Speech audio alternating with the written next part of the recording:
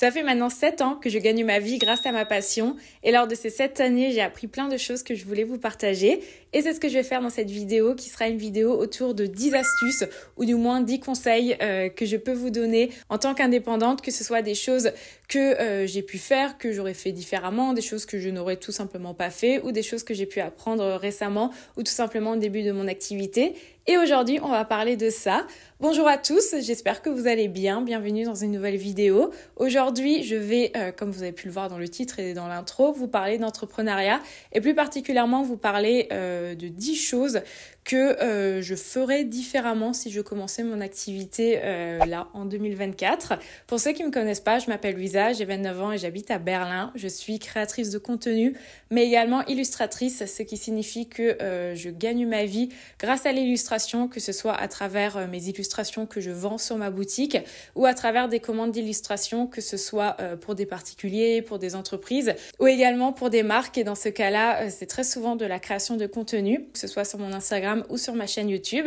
Je fais cette activité depuis maintenant 7 ans et c'est vrai qu'en 7 ans, j'ai eu des périodes où les choses ont bien fonctionné, des périodes où les choses ont moins bien fonctionné et je pense que c'est complètement normal en tant qu'entrepreneur et entrepreneuse que d'avoir des périodes où ça fluctue et je pense que grâce à ce retour d'expérience, je peux vous partager certaines astuces, certains conseils, mais bien évidemment, ce que je dis est vraiment à appliquer à chaque cas particulier et comme d'habitude, je vous invite en commentaire à vous aussi me dire quels sont les conseils qui résonnent en vous et tout simplement quels sont les conseils que vous pourriez également donner parce que je pense que l'entrepreneuriat est quand même un milieu dans lequel on apprend sur le terrain. Et moi la première, donc c'est toujours chouette de pouvoir partager par rapport à cette thématique.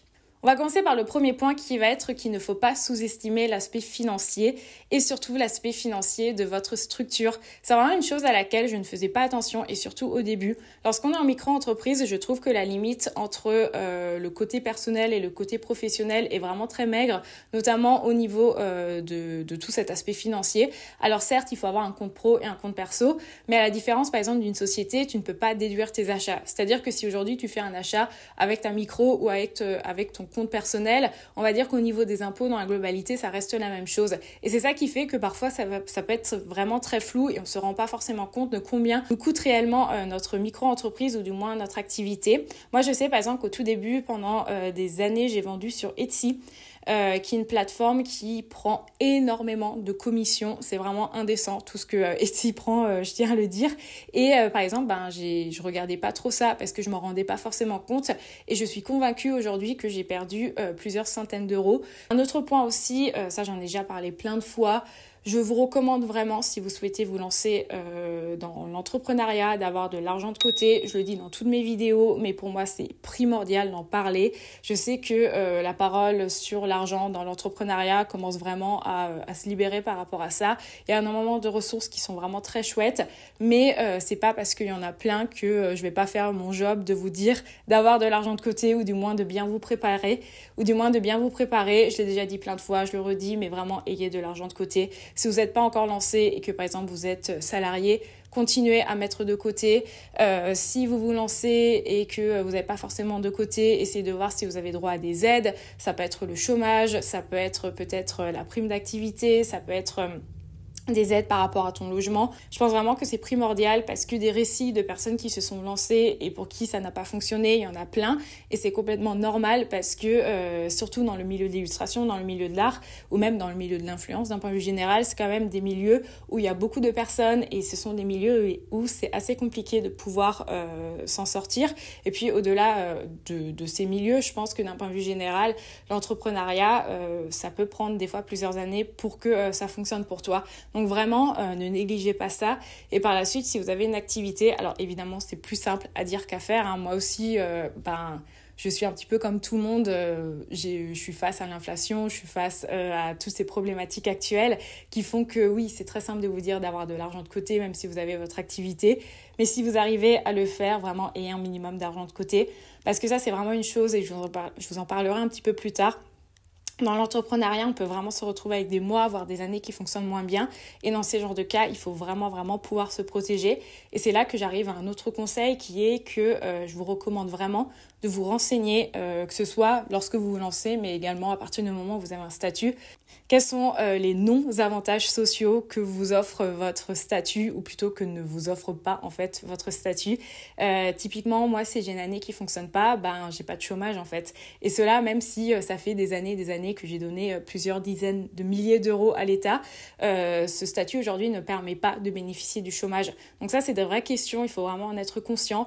J'ai pas envie de vous faire peur en vous disant que c'est impossible, parce que les choses changent, ça dépend dans quelle banque tu vas aussi. Mais sachez par exemple que si votre rêve c'est d'être propriétaire et que vous êtes micro-entrepreneur, c'est quand même relativement compliqué. Alors je suis pas du tout en train de dire que ce n'est pas possible, loin de là, mais sachez que ça va être plus compliqué par exemple que quelqu'un qui est en CDI. Donc c'est plein de choses à prendre conscience avant même de se lancer, et même une fois que vous êtes lancé, en fait, prendre conscience de ça, de se dire tiens, peut-être qu'aujourd'hui j'ai un changement de vie, je sais pas, par exemple si vous souhaitez avoir des enfants, qu'est-ce que aujourd'hui mon statut peut potentiellement m'offrir ou non, et je trouve ça primordial en fait. Donc vraiment l'enseignement aujourd'hui, si je vais recommencer ma boîte, c'est la chose que j'aurais fait différemment, me renseigner vraiment en amont. Le deuxième point est un point que j'adore, mais vraiment privilégier sa santé mentale. Je pense qu'au début, on est un petit peu tous dans la phase lune de miel de l'entrepreneuriat, parce qu'évidemment, c'est notre bébé, on a envie de se lancer dans ce projet à fond, mais ne négligez pas en fait votre santé mentale. Je sais que c'est très compliqué, surtout lorsqu'on ne gagne pas d'argent, de ne pas réussir à faire des pauses et de vouloir travailler tout le temps. Je suis aussi passée par là, ça m'arrive encore de passer par là à l'heure actuelle, mais c'est hyper important de s'écouter aussi et de privilégier sa santé mentale. Des fois, faire une pause de 1 ou 2 heures, ça peut nous aider à pouvoir repartir. Se coucher 1 ou 2 heures plus tôt, ça peut nous aider à avoir plus d'énergie pour le lendemain. Je suis pas en train de vous dire ces discours, parce que ça, j'entends souvent des gens qui disent « Oh, mais écoutez-vous, prenez un jour de pause et tout. » Oui, sur le papier, c'est très beau, mais lorsque tu n'arrives pas à te sortir un salaire avec ta micro, c'est très compliqué. Donc, au lieu de vous dire de prendre des jours de pause, juste écoutez-vous aussi par rapport à juste se prendre quelques heures aussi dans une journée. Faites du sport, allez vous promener, discuter avec vos proches aussi. Ça, c'est hyper important de s'entourer des gens qui sont pas forcément dans la même activité. Je trouve ça chouette effectivement de s'entourer d'entrepreneurs, mais des fois c'est chouette aussi de s'entourer de personnes qui connaissent pas ce milieu pour pouvoir parler d'autres choses. Et vraiment privilégier votre santé mentale, parce que lorsque vous êtes hyper stressé, lorsque vous êtes vraiment dans votre boulot, c'est pas forcément là où vous êtes les plus productifs, et c'est pas forcément là en fait où vous allez avoir les meilleurs résultats. Et même pour que votre projet soit viable en fait sur plusieurs années, il est hyper important que cette question soit au sein même en fait de votre structure. Numéro 3, ça c'est vraiment pour la Louisa qui a commencé sur YouTube à l'époque. Toutes les critiques ne sont pas de la jalousie ou de la méchanceté. Je sais que j'entends très souvent ce discours un petit peu dans la toxicité de l'entrepreneuriat, on va dire, où les gens disent ouais non mais les gens qui critiquent ton projet, c'est des personnes jalouses, c'est des personnes qui n'osent pas se lancer, donc du coup elles préfèrent te critiquer. Alors bon, c'est à prendre avec quand même beaucoup de pincettes. Je trouve que c'est quand même un discours qui n'amène pas la remise en question, et limite un discours un peu égocentré en se disant en fait tout ce que je fais c'est trop bien, et forcément si les gens ils critiquent, c'est que eux ont un problème avec leur propre vie. Non, je pense que c'est quand même important de se remettre en question. Évidemment, il y a critique et critique. Je pense que dans la globalité, on arrive quand même à les décerner.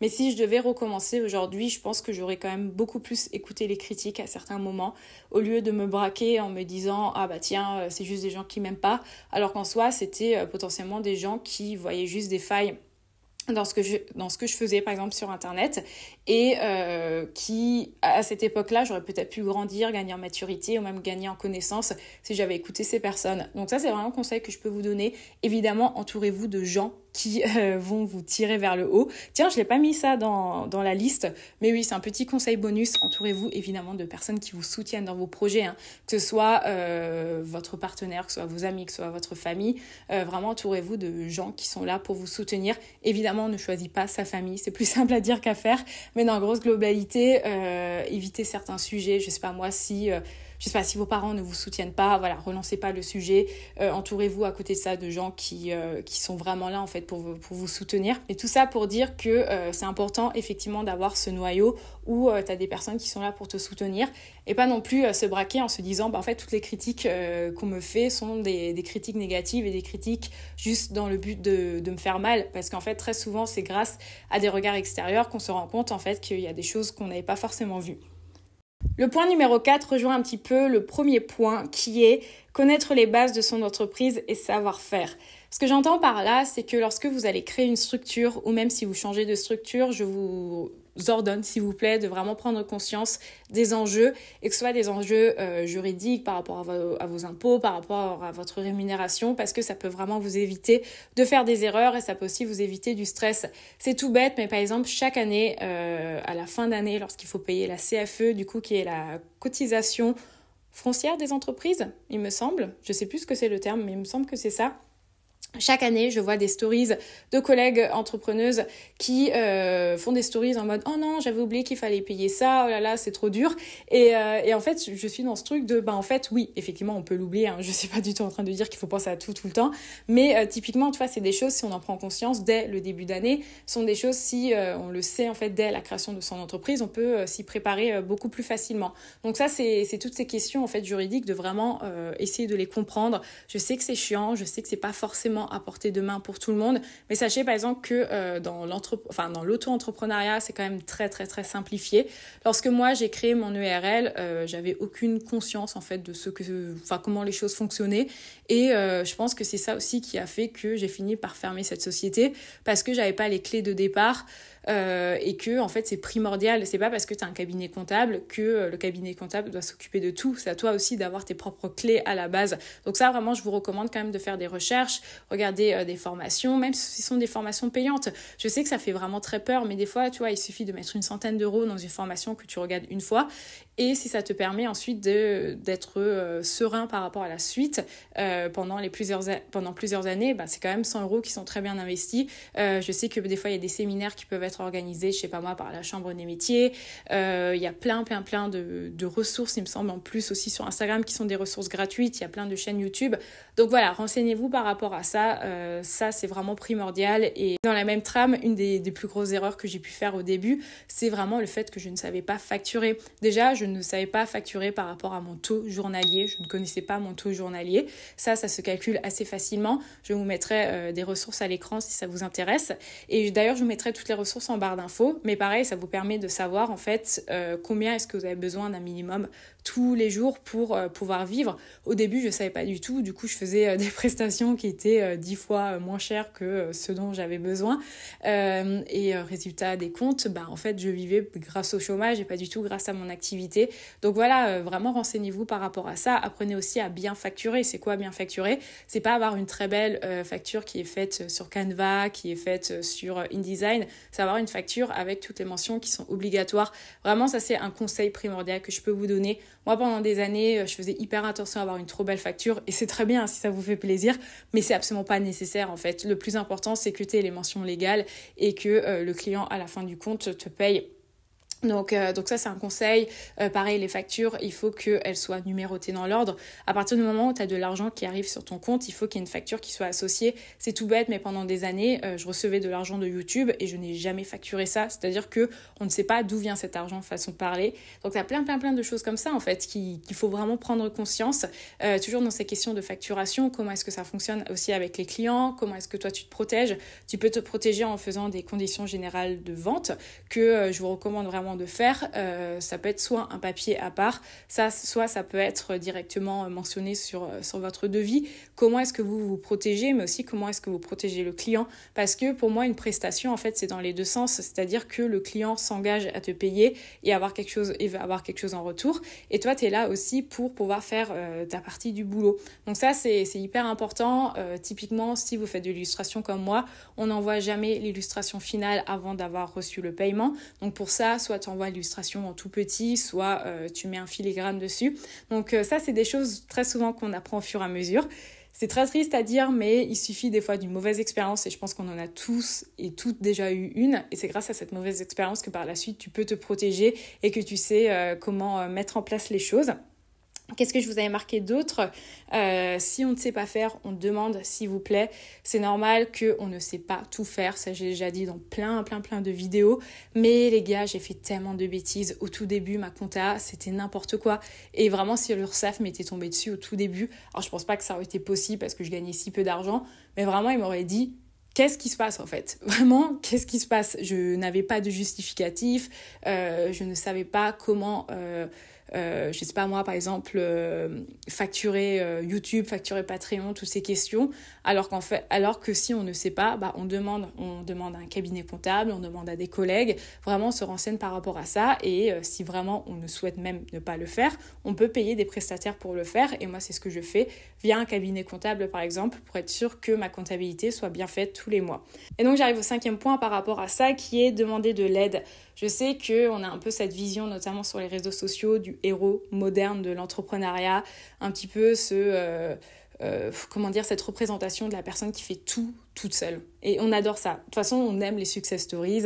On le voit sur Internet, que ce soit des youtubeuses, des youtubeurs qui ont monté leur marque de A à Z, que ce soit moi, typiquement, lorsque je suis des illustratrices qui ont commencé en tant que salariées et qui aujourd'hui ont une énorme structure qui envoie plus de 5000 de commandes tous les mois.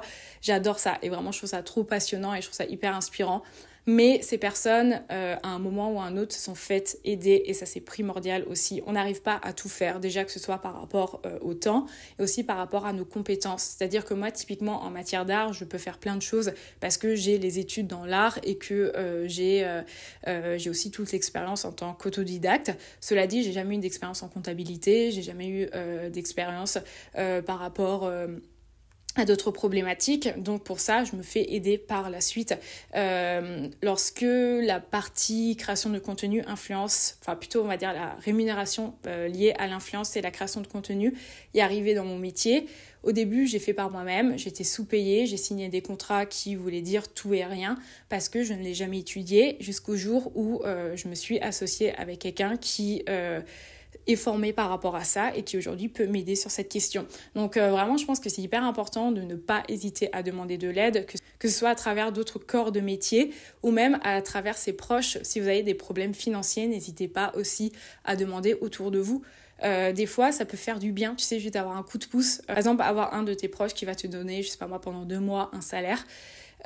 Oui, il faut mettre son ego de côté, oui, c'est peut-être beaucoup de honte, mais ça va t'enlever la charge mentale des problèmes d'argent. Et à côté de ça, tu pourras être beaucoup plus productif et tu pourras remettre, sur pied ta société si c'est un peu compliqué à un moment. Donc, ouais, vraiment demander de l'aide, je pense que c'est primordial.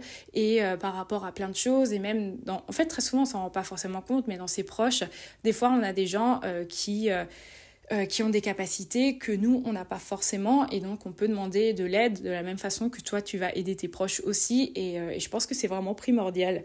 Mieux communiquer sur les réseaux sociaux, c'est un point que j'adore et j'aimerais trop dédier une vidéo à ça. D'ailleurs, si ça vous intéresse, n'hésitez pas à m'en faire part en commentaire. J'aurais plein de choses à dire par rapport à cette thématique parce que ça fait un sacré bout de temps que je suis sur les réseaux sociaux. Moi, je suis vraiment... une ancienne des réseaux. J'ai commencé à publier mon art en 2009. Donc ouais, ça fait un sacré bout de temps. Ça fait 15 ans maintenant que je suis sur les réseaux sociaux. Donc j'aurais vraiment plein de choses à vous dire. Si je devais résumer par rapport à ça, peu importe ce que vous voulez vendre, si vous voulez vendre une prestation de service ou si vous voulez vendre un produit, c'est très bien effectivement de communiquer sur les réseaux sociaux et c'est primordial. Mais je pense que c'est important aussi que vous mettiez un petit peu de vous dans ce que vous incarnez en fait sur les réseaux. Je vous dis pas de raconter toute votre vie, je vous dis pas forcément de vous montrer, même si se montrer ça peut être chouette, mais juste tu vois de temps en temps expliquer un petit peu ce qui se cache derrière le produit. Pourquoi est-ce qu'un client va plutôt choisir un produit qu'un autre? C'est parce que derrière il y a une histoire. Mais j'arrive aussi à un autre conseil par rapport à ça. Vos réseaux sociaux, ce ne sont pas non plus vos journaux intimes. Moi, vraiment, au tout début, lorsque je me suis lancée sur les réseaux sociaux, je racontais tout et n'importe quoi. Vraiment, des fois, j'étais en mode, mais Luisa, en fait, arrête. Vraiment, je racontais tout. C'est-à-dire que, limite, les gens connaissaient la fréquence de mon cycle menstruel tellement que je racontais tout sur Internet. Mais en fait, non, on s'en fiche de ça, tu vois, genre... Tu peux raconter des choses, c'est-à-dire typiquement, moi je peux raconter, là en ce moment je me sens très prise par rapport au boulot, j'ai plus de difficultés par rapport à telle ou telle chose, je peux dire que, je sais pas, en fait tu peux même parler de l'actualité, tu peux dire que par exemple le climat politique en ce moment il est anxiogène, tu peux parler de ces genres de choses parce que effectivement ça peut venir derrière impacter ta créativité, ça peut venir impacter ton business, mais il y a quand même des choses qu'on peut garder pour soi. Lorsqu'on a des choses dans le perso qui viennent peut-être pas forcément impacter ton business, t'es pas obligé d'en parler sur internet. Alors après, effectivement, c'est à vous de juger, c'est aussi à vous d'oser. Mais je pense que il faut quand même faire attention à ce que les contenus ne tombent pas dans une sorte de télé-réalité. Alors j'utilise le terme télé-réalité, c'est absolument pas péjoratif, parce que je suis pleinement consciente, par exemple, que moi, mes studios vlogs, c'est de la télé-réalité. Je choisis de montrer ce que je veux. Mais ce truc où on va vraiment... instrumentaliser sa vie à travers ses émotions, je pense qu'il faut quand même faire attention. Évidemment, c'est très important de parler de ses émotions aussi, mais quand même à moindre mesure, parce que il faut voir aussi qu'est-ce que ça peut apporter de plus. Si en soi ça n'apporte pas de valeur à ton contenu, peut-être que des fois il faut s'abstenir. Et surtout, c'est hyper important de ne pas oublier un truc, tout ce que vous mettez sur internet, ça reste à tout jamais, et ça on s'en rend pas forcément compte. Mais il y a vraiment des choses où je me dis, moi, il y a 10 ans, j'ai publié des trucs sur Internet. Je suis désolée de le dire aussi vulgairement, mais ça fait chier en fait. Et ça peut être, je sais pas, moi, à certains moments de ma vie où j'ai vachement partagé où j'habitais, où j'ai pu partager peut-être mon intérieur en fait. Tu vois, des choses comme ça où je me dis, mais en fait, j'ai plus envie aujourd'hui qu'on ait accès à ça, j'ai plus envie qu'on ait accès à l'entièreté de mon ancien appartement. Tu vois, c'est plein de choses comme ça vraiment, où en fait, tu réalises vraiment que tout ce que tu mets sur Internet, les gens y ont accès. Et par rapport à ça, j'aurais tellement d'anecdotes. Genre, une fois, j'ai rencontré quelqu'un qui m'a posé des questions par rapport à l'endroit où je vivais. C'était une personne qui a regardé mes vidéos et qui m'a dit « Ah tiens, là où tu vis, ça a l'air trop chouette ». Et je me demandais justement, la porte qu'on voit au fond, il y a quoi derrière ? Et c'est là que je me suis dit « Waouh, en fait, tout ce que tu mets sur Internet, les gens, ils y ont vraiment, vraiment accès. Donc faites gaffe par rapport à ça ». Toujours un peu dans cette thématique du pro et du perso, si je devais recommencer mon activité cette année, je pense que je ferais vraiment une différenciation entre ma vie personnelle et ma vie professionnelle. En tant que salarié, c'est assez simple parce qu'effectivement, soit tu vas sur ton lieu de travail, après c'est aussi possible en tant qu'indépendant, tu peux aller dans un espace de coworking ou même tes propres locaux, mais c'est surtout parce que je pense qu'il y a une vraie différence qui se fait, c'est-à-dire qu'au bout d'un moment, tu éteins ton ordi et c'est fini en fait, et tu sais que le lendemain, tu vas au boulot, alors que lorsque tu es indépendant, même si tu éteins ton ordi, ça continue en fait dans ta tête parce que c'est ton activité elle est directement liée à qui tu es. Et donc c'est ça qui fait qu'il y a quand même une limite qui est très floue dans l'entrepreneuriat. Et pour cette raison, je vous invite à mettre en place certaines limites et vraiment mettre en place une structure qui va être, par exemple, moi de mon côté, c'est avoir mes week-ends qui sont libres. Je ne travaille pas le week-end. C'est le fait aussi de me dire que des décisions que je peux prendre au sein de mon entreprise ne sont pas forcément des décisions qui me définissent moi en tant qu'individu dans ma vie perso. Je ne sais pas trop si vous voyez ce que je veux dire. Typiquement, je peux faire des erreurs de gestion dans mon entreprise, mais ça ne va pas dire par derrière que je suis une mauvaise personne dans ma vie personnelle. Et pour illustrer ça, je donnerai un exemple qui revient beaucoup dans le milieu entrepreneurial. Typiquement, échouer dans l'entrepreneuriat ne signifie pas échouer dans sa vie en fait. Tu peux ne pas réussir à t'en sortir en tant qu'entrepreneur, ça fait pas de toi quelqu'un qui a échoué dans sa vie, ça fait pas de toi quelqu'un qui ne sait rien faire en fait. Il y a une vraie différence entre réussir à monter en place un modèle qui est censé pouvoir t'apporter de l'argent et être un individu au sein d'une société en fait. Donc ça c'est vraiment important et ça je le redis, c'est trop chouette hein, l'entrepreneuriat, j'adore en parler, c'est ma passion, mais ne pas vivre de son entreprise, ça ne fait pas de vous des échecs, hein, loin de là. Numéro 8, ça c'est un truc que j'ai appris je pense au cours du mois, on ne peut pas tout faire et c'est ok. Ça reprend un peu ce que je disais avant, mais apprendre que dans l'entrepreneuriat, on ne pourra jamais tout faire et que c'est complètement normal. Évidemment que j'aimerais mettre en place plein de projets. J'aimerais faire, franchement, si je vous l'avais déjà dit, si j'avais l'espace mental, je ferais des ateliers. J'aimerais faire beaucoup plus de trucs sur ma boutique en ligne. J'aimerais publier plus de vidéos YouTube. J'aimerais donner des cours. Enfin, j'aimerais faire vraiment plein de choses. Mais en fait, j'y arrive pas. Au bout d'un moment, il y a 24 heures dans une journée, tu décides combien de temps tu travailles dans ta journée. Et en fait, à un moment, il faut pouvoir se dire, c'est ok de ne pas réussir à tout faire. Et à partir du moment où tu prends conscience de ça, je t'avoue qu'il y a vraiment une sorte de poids qui se retire. Et moi, depuis que j'ai pris conscience de ça, il y a 3 semaines à peu près, vraiment, ça me permet d'avancer dans mon business de façon beaucoup plus sereine. Se préparer au changement et l'accepter. Et ça, je pense que c'est un des plus gros enseignements que j'ai eu l'an passé, qui est que, en fait, peu importe comment tu as monté ta structure, il va y avoir des choses qui vont se passer au cours des années et il y a des choses qui vont évoluer. Que ce soit toi déjà qui va évoluer. D'un point de vue général, on n'est pas la même personne au début et quelques années plus tard dans son entreprise, d'un point de vue personnel, mais aussi d'un point de vue professionnel. Moi, je ne suis pas du tout la même personne qu'il y a 7 ans, donc forcément, les choix que j'avais mis en place il y a 7 ans quand j'ai monté ma boîte ne sont plus du tout les choix à l'heure actuelle. Et ça, c'est hyper important d'en prendre conscience et de se dire, en fait, ce que je vais mettre en place va évoluer tout le long de ce chemin entrepreneurial et ça vous permet vraiment de ne pas être effrayé à l'idée du changement et aussi en se disant qu'en fait tout simplement la société autour de nous elle évolue, on a des périodes de crise économique, on a des périodes d'inflation, on a des périodes d'un point de vue socio-politique, ce que tu veux qui sont différentes et qui font que forcément ça va aussi venir impacter potentiellement ton entreprise. Typiquement en ce moment peut-être que les gens préfèrent se nourrir que acheter une illustration, tu vois ce que je veux dire?